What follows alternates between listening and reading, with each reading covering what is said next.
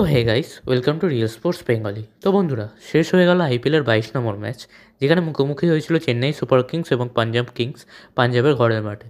এই দুই কিংসের মধ্যে আছে জয় করে মাঠের কিং হলো পাঞ্জাব কিংস, যেখানে পাঞ্জাব সিএসকেকে 18 রানে হারালো এবং জিতে নিল তাদের তৃতীয় ম্যাচ। এবার যদি আমরা ম্যাচে আসি, তো প্রথমেই বলতে হবে এত ক্যাচ মিস কোন ম্যাচে হয়। অন্যদিকে আবারও সিএসকের ব্যাটসম্যানদের ব্যর্থতায় ও মিডিল ওভারে ঠিকঠাক রান করতে না পারার ফলে হারল সিএসকে, এবং সিএসকের পক্ষে প্লে অফসে ওঠার রাস্তাটা অত্যন্ত কঠিন হয়ে পড়ল। অন্যদিকে আজকে আমরা দেখতে পেলাম ধোনির কয়েকটি ছয় চার, যেটি দেখে সত্যিই ভালো লাগলো। কিন্তু তবে ধোনি যেই টাইমে এলো, সেই টাইমে অ্যাকচুয়ালি খেলাটা বলতে গেলে প্রায় শেষ হয়ে গেছিলো। তো এবার যদি আমরা ম্যাচে আসি, তো ম্যাচের প্রথমে ব্যাটিং করতে আসে পাঞ্জাব কিংস, যেখানে প্রিয়াঙ্ক সারিয়া করে 103 রানের একটি দুর্দান্ত ইনিংস, এবং সেই ইনিংসটা ছাড়াও অন্যান্য ব্যাটসম্যানরা বলতে গেলে প্রায় ফেলই হয় প্রথম দিকে, যেখানে পাঞ্জাব প্রায় মাত্র 8 ওভার 5 বলেই হারিয়ে ফেলে তাদের 5টা উইকেট, যেখানে মাত্র রান দাঁড়ায় 83 কি 84 রানে 5 উইকেট। ও এগেন ম্যাচটা দেখে মনে হচ্ছিল শ্রেয়স ফ্লপ করার ফলে কেএসআই পাঞ্জাবের ব্যাটিং লাইনে আবারও ধসে যেতে চলেছে সিএসকের বোলিংয়ের সাইডে, যেখানে ম্যাক্সওয়েল, স্টয়নিস এই জাতীয় বড় বড় প্লেয়াররা থেকেও কিছুই করতে পারে না। ম্যাক্সওয়েল আজকে আবার ফ্লপ হলো। এইসব যখন মনে হচ্ছিলো, তখন মনে হচ্ছিলো পাঞ্জাবের হয়তো ইম্প্যাক্ট প্লেয়ার হিসাবে একটি ব্যাটসম্যান আসতে চলেছে, কিন্তু তখন আসে প্রিয়াঙ্ক সারিয়ার একটি ম্যাচিওরওয়ালা ইনিংস, সেখানে সে প্রায় তখনও রান রেটটা আটকে না রেখে তখনও মারতে শুরু করে, এবং করে তার প্রথম আইপিএল সেঞ্চুরি, এবং এবারের আইপিএলের হয়ে যায় দ্বিতীয় সেঞ্চুরি। প্রিয়াঙ্ক সারিয়া করে 42 বলে 103 রানের একটি ঝোড়ো ইনিংস, সেখানে যুক্ত থাকে 7টি 4 এবং 9টি 6। এই করে তিনি 13 ওভার 4 বলে আউট হয়ে যান। এরপর ব্যাট করতে আসেন মার্কো ইয়ানসন, এবং অন্যদিকে শশাঙ্ক সিংও একটি ভালো ইনিংস খেলে। শশাঙ্ক সিং করে 36 বলে 52 রান, যেখানে যুক্ত ছিল 2টো 4 এবং 3টে 6। অন্যদিকে মার্কো ইয়ানসন ব্যাট করতে নেমে করেন 19 বলে 34 রান। এই সবের সুবাদে একসময় যখন পাঞ্জাবের ব্যাটিং মনে হচ্ছিল প্রায় অল আউটই হয়ে যাবে 150 রানের কাছাকাছি, তাতে পাঞ্জাব করে নেয় 219 রান, এই 6 উইকেট। অপরদিকে সিএসকের হয়ে ব্যাটিং করতে আসে রাচিন রবীন্দ্রা এবং ডেভন কনওয়ে। এবং আজকে আরেকটি মিথও এবারের আইপিএলের ভুল প্রমাণিত হলো, যেখানে কোনো টিম যদি আইপিএলের প্রথম 6 ওভারে মানে পাওয়ার প্লেতে যদি উইকেট না হারায়, সেই টিম কখনোই হারে না। আজকে সেই মিথটাও ভুল প্রমাণিত হলো, যেখানে সিএসকের হয়ে ব্যাটিং করতে আসা রাচিন রবীন্দ্রা এবং ডেভন কনওয়ে দুজনেই নট আউট থাকে পাওয়ার প্লে শেষ অবধি, এবং সিএসকে রান পৌঁছে দেয় 59-এ 0 উইকেট। এর পরের ওভারে অবশ্য রাচিন রবীন্দ্রা আউট হয়ে যায় 34 রানে, যখন টিমের স্কোর থাকে 61। এরপর ব্যাট করতে আসা ঋতুরাজ গায়কোয়াড় এগেন ফেল করে, যখন সে মাত্র 1 রানে আউট হয়ে যায় লকি ফার্গুসনের বলে। এরপর অবশ্য ব্যাট করতে আসে শিবম দুবে একটি ভালো ইনিংস খেললেও অপর দিক থেকে ডেভন কনওয়ে অতটা জোরে রান রেট এগোতে পারে না। এর ফলে চেন্নাইয়ের রান রেট আস্তে আস্তে আস্তে আস্তে 12, 13, 14 এরমভাবে ওপরে উঠতে থাকে। একসময় সিএসকের স্কোর, যেটা 6 ওভারের সাথে 59-এ 0 ছিল, সেই স্কোরটি এরা দুজন ব্যাট করতে থাকার সময় 15 ওভার 5 বলে গিয়ে পৌঁছায় 155-3। সেই সময় শিবম দুবে 27 বলে 42 রানে একটি ভালো ইনিংস খেলে আউট হয়ে যায়। কিন্তু অপরদিকে ডেভন কনওয়ে অনেক চেষ্টা করার পরেও রান করতে পারছিল না, তার ব্যাটে বল ঠিকভাবে কানেক্টই হচ্ছিল না আজকের ম্যাচ।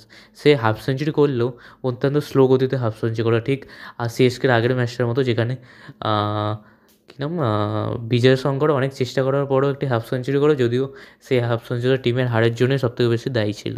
এবং তারপর ব্যাট করতে নামে মহেন্দ্র সিং ধোনি। আজ ধোনিকে দেখে মনে হচ্ছিল বেশ ভালো ফর্মে আছে এবং কিছু করতে চলেছে। তবে সত্যি কথা বলতে তিনিও মানুষ, তিনিও ভগবান নয়। কারণ ধোনি যখন ব্যাট করতে আসে, তখন সিএসকে দরকার ছিল এই 25 বলে 69 রান মতো, এবং ধোনি প্রথমে ব্যাট করতে এলেও মানে ভালো 6-4। ধোনি করে 12 বলে 27 রান, যেখানে যুক্ত ছিল একটি 4 এবং 3টি 6। এবং অপরদিকে যখন ডেভন কনওয়ে মারতে পারছিল না, তাকে রিটায়ার্ড আউট হিসাবে আউট করে দেওয়া হয় এবারে আইপিএলে এটি দ্বিতীয় নম্বর রিটায়ার্ড আউট তিলক বর্মার পর, এবং তিনি রান করেন 49 বলে 69 রান, যেটি সত্যি কথা বলতে এইরকম 219 শেষ করতে যাওয়ার সময় অনেকটাই কম রান ছিল। এবং অপর করতে ব্যাটিংয়ে নামে রবীন্দ্র জাদেজা। এরপর এইভাবে ধোনি মারতে থাকে, যখন ওই 12 বলে 43 রানের দরকার ছিল, তারপরের ওভারে ধোনি ভালো 2টো 6 মারে, যেখানে লাস্ট ওভারে দরকার ছিল 28 রানের। সেখানে এবার তারপরের বলে ইয়াশ ঠাকুর বল করতে আসে, ধোনি একটি বল মারে। সত্যি কথা বলতে ম্যাচটা দেখে যা মনে হচ্ছিলো হয়তো ক্যাচ ধরাটাই আমাদের পক্ষে একটা অস্কারের সমান জিনিস হয়ে গেছিলো। সত্যি কথা বলতে বলতে চাহাল সে বলটা ক্যাচ নেয়, কিন্তু মনে হয়েছিল এটা বলটাই চাহালকে ক্যাচ নেয়, এমনভাবে এই ম্যাচে এত ক্যাচ মিস হয়েছিল। দুটো টিমই যেন এমন মনে করতো যেন দুটো টিম নিজেরা জিততে চায় না, এ বলছে আমরা জিতবো না তুই জিতে না, ও বলছে তো আমরা জিতবো না তুই জিতে না, এই চলছিল ম্যাচের মধ্যে। এইভাবে ধোনি আউট হয়ে যায়, তখন ছিল 5 বলে 28 রান, তখন সত্যি কথা বলতে আর কিছু বাকি থাকে না। বিজয় শঙ্কর ব্যাট করতে এসে 1 বলে 1 রান করে, অন্যদিকে জাডেজা একটি 6 মারলো। তারপর অবশ্য একটি ফানি জিনিস হয়, ওই যত সময় আম্পায়ার বোলারকে রেডি হওয়ার জন্য ওয়েট করছিল, তখন সবাই ভাবছিল নো বল হয়ে গিয়ে ফ্রি হিট হয়ে গেল না, কিন্তু অ্যাকচুয়ালি না, ওটা নো বল না, বোলারের রেডি হওয়ার জন্য আম্পায়ার ওয়েট করাচ্ছিল। এভাবে খেলা শেষ হয়ে যায় এবং সিএসকে 18 রানে হেরে যায়। এগেন সিএসকের ব্যাটিংয়ের ফ্লপের জন্য সিএসকে হারলো এবং মুশকিল হয়ে গেল তাদের এগেন ওপরে ওঠা। অন্যদিকে পাঞ্জাব বেশ ভালোভাবেই এগোচ্ছে এবং পাঞ্জাবের খেলাগুলো দেখতে বেশ এক্সাইটিং লাগছে। অন্যদিকে সিএসকের এই সিজনটা সত্যি কথা বলতে আশানুরূপ কোনোভাবেই যাচ্ছে না, যেখানে সিএসকে মেনলি তারা হারছে ব্যাটিংয়ের জন্য। অ্যাকচুয়ালি ব্যাটিংয়ের মিডিল ওপরের দিকে তাদের রান রেটটা এতটাই স্লোভাবে এগোচ্ছে যে লাস্টের দিকে যখন ধোনি নামছে, তখন ধোনির ওপর অতটুকু আশা করা গেলেও ধোনি করে উঠতে পারছে না রানগুলো। প্রতিটা ম্যাচেই ধোনি নামছে ভালো, 6-4ও মারছে, কিন্তু কোনোভাবেই সেই রানগুলো তারা করে উঠতে পারছে না। তো আপনাদের কী মনে হয়, সিএসকে কি আবার জেতার পথে ফিরতে পারবে এবং ধোনির ব্যাট দিকে আমরা আরও 6-4 দেখতে পারবো? অবশ্যই কমেন্টে জানাবেন। অন্যদিকে আইপিএলের 23 নম্বর ম্যাচে মুখোমুখি হতে চলেছে গুজরাট টাইটেন্স এবং রাজস্থান রয়্যালস। রাজস্থান তার প্রথম দুটো ম্যাচ হেরে গেল, পরবর্তী দুটো ম্যাচে ভালো কামব্যাক করেছে। অন্যদিকে গুজরাটও ঠিক একটা জিতেছে একটা হার, এইভাবে করতে করতে তারা 3টে ম্যাচ জিতে গেছে 4টের মধ্যে। কালকে যদি গুজরাট জেতে তাহলে 1-এ চলে যাবে, অন্যদিকে যদি রাজস্থান জেতে তাহলে রাজস্থানও প্রায় ওই 3 কি 4-এ উঠে আসবে। কালকের ম্যাচটা অ্যাকচুয়ালি ইন্টারেস্টিং হতে চলেছে, যেদিকে একদিকে আছে শুভমান গিল, অন্যদিকে সঞ্জু স্যামসং। চোপড়া আর্চার ভালো ফর্মে ফিরেছে এত মার খাওয়ার পরে। অন্যদিকে গুজরাটের হয়ে অ্যাকচুয়ালি একটা সবথেকে কেউ কথা বলছে না প্লেয়ারটার দিকে, সেটা হচ্ছে সারফান রাদারফোর্ড। প্লেয়ারটি 4-এ ব্যাট করতে আসে এবং অসাধারণ খেলছে অ্যাকচুয়ালি বলতে। আগের দিন 5-এ এসেছিলো, ওয়াশিংটন সুন্দরকে আগে পাঠিয়ে দিয়েছিল গুজরাট, কিন্তু সারফান রাদারফোর্ডকে আগেরবার কেকেআরে ছিল প্লেয়ারটা, কেউ তেমন কথা বলছে না, তবে প্লেয়ারটা কম বলে ভালো ইনিংস খেলছে, ক্যারিবিয়ান পাওয়ার নিয়ে আসছে প্লেয়ারটা বেশ। অন্যদিকে রাজস্থানও সঞ্জু স্যামসংয়ের ক্যাপ্টেন্সি ফেরার পর আস্তে আস্তে জিতের ইয়েতে ফিরছে এবং আস্তে আস্তে টিমের ব্যাটিং বোলিং দুটোই ইমপ্রুভ হচ্ছে। এবার যদি আমরা দুটো টিমের কনফার্ম প্লেইং 11-এর দিকে দেখি, তাহলে ওপেনিং করতে অবশ্যই আসবে শুভমান গিল গুজরাট টাইটান্সের হয়ে, এবং সাই সুদর্শন দুজনেই ফর্মে আছে, কিন্তু সাই সুদর্শন শুভমান গিলের মধ্যে দুজনেই একসাথে খেলতে পারছে না, একজন খুব তাড়াতাড়ি আউট হয়ে যাচ্ছে। তিনি অবশ্যই আসবে জস বাটলার। অ্যাকচুয়ালি আগের ম্যাচটা বাদ দিলে এখনও অবধি জস বাটলারের সিজনটা খুবই ভালো গেছে।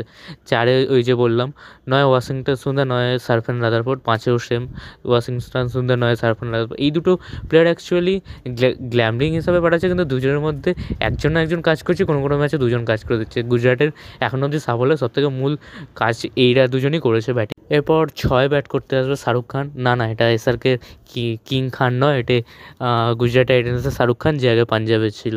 এখন অবধি তার ব্যাটিং আমরা খুব একটা দেখিনি, ওই যত সময় প্রথম ম্যাচটাতেই দেখেছিলাম, যেটা ওই গুজরাট হেরে গেছিলো, সেটা একটা ওই 6 মেরে ছিল লাস্ট বলে। এরপর ব্যাট করতে আসবে রাহুল তেওয়াটিয়া। এখন অবধি তেওয়াটিয়ার ব্যাট থেকে তেমন কোনো 6-4 দেখিনি, হয়তো পরের ম্যাচটা দেখতে চলেছি আমরা। এরপর 7-এ ব্যাট করতে আসবে রাশিদ খান। তাকে মেনলি বলার হিসাবেও খেলায় গুজরাট, তবে লাস্ট দুটো সিজন দিয়ে আমরা তার ব্যাটিংটাও দেখেছি, যেখানে তিনি লাস্টের দিকে 6-4 মেরিয়ে গুজরাটকে 2-1 ম্যাচ জিতিয়ে দিয়েছিলেন। এরপর 8-এ ব্যাট করতে আসবে 9-এ ব্যাট করতে আসবে মোহাম্মদ শামি, 10-এ প্রাসিদ কৃষ্ণা এবং 11-তে সাই সুদর্শন এবং অবশ্যই ইম্প্যাক্ট প্লেয়ার হিসাবে ঈশান্ত শর্মা। এই হতে চলেছে গুজরাটের মেন টিম, যেখানে অবশ্যই আমাদের জস বাটলার, সারফান রাদারফোর্ড, অন্যদিকে সাই সুদর্শন, এই 3টে প্লেয়ারের দিকে ব্যাটিংয়ে নজর রাখতে হবে এবং বোলিংয়ে অবশ্যই ঈশান্ত শর্মা এবং প্রাসিদ কৃষ্ণা, এদের দিকে নজর রাখতে হবে। অন্যদিকে রাজস্থানের হয়ে ওপেনিং করতে আসবে যশস্বী জয়সওয়াল এবং সঞ্জু স্যামসং। যশস্বী জয়সওয়াল আগের ম্যাচে তার ফর্ম ফিরে ফেলেছে, এবার দেখার হবে সে তার ফর্মটাকে কন্টিনিউ করতে পারে না কি না তাড়াতাড়ি আবার আগের মতো আউট হয়ে যায়। এবং 3-এ অবশ্যই ব্যাট করতে আসবে রিয়ান পরাগ। 4-এ নীতিশ রানা অ্যাকচুয়ালি 3-এ তেমন ভালো ব্যাট করতে পারছিল না, কিন্তু 4-এ বেশ ভালোই ব্যাট করেছিল সিএসকের সামনে। 5-এ ব্যাট করতে আসবে অবস্থা অনুযায়ী ধ্রুব জুরেল, ওয়ানেন্দ্র হাসারাঙ্কা, এদের দুজনের মধ্যে একজন, অথবা যদি এমন দেখা যায় যে রাজস্থানের অনেক 13-14 ওভার অবধি 13-14 ওভার নাগাদ উইকেটটা পড়ছে, তখন ধরো যে রাজস্থানের রানটা ভালোই হয়ে গেছে, তখন ব্যাট করতে আসতে পারে সিমরান হেটমায়ার। এইভাবে 3টে ব্যাটিং অর্ডার তাদের চলবে অবস্থা অনুযায়ী। এরপর 8-এ ব্যাট করতে আসবে জোফরা আর্চার, 9-এ ব্যাট করতে আসবে ইয়েশবীর সিং, 10-এ সন্দীপ শর্মা এবং 11-তে Kumar Kartikeya as a impact player হিসাবে খেলবে। তো এই হতে চলেছে দুটো টিমের কনফার্ম প্লেইং 11। ম্যাচটি গুজরাটের হোম গ্রাউন্ডে হলেও আমার কোথাও না কোথাও মনে হচ্ছে রাজস্থান এই ম্যাচটিকে বার করে দেবে, যেখানে জোফরা আর্চারের এগেন একটি ভালো বোলিং অ্যাটাক হতে চলেছে, যেহেতু বড় মাঠ এই ম্যাচটি এবং জোফরা আর্চার যেহেতু ফর্মে ফিরছে, তো জোফরা আর্চারের খেলা দেখা হবে। অন্যদিকে সন্দীপ শর্মার বোলিংও ভালোভাবে দেখার থাকবে এবং অবশ্যই ব্যাটসম্যান হিসাবে এখানে এই ম্যাচে সঞ্জু স্যামসং এবং অন্যদিকে রিয়ান পরাগ, এই দুটো প্লেয়ারের দিকে নজর রাখতে হবে। যদি রাজস্থানের উইকেট খুব দেরি করে পড়ে, সেক্ষেত্রে হিটম্যানের দিকেও নজর রাখতে হবে। তো বন্ধুরা, অবশ্যই ভিডিওটি ভালো লাগলে একটি লাইক করে দেবেন এবং চ্যানেলটিকে একটু সাবস্ক্রাইব করে দেবেন। তো এবং কালকে নিয়ে আসবো নতুন ভিডিওর সাথে। তো টাটা।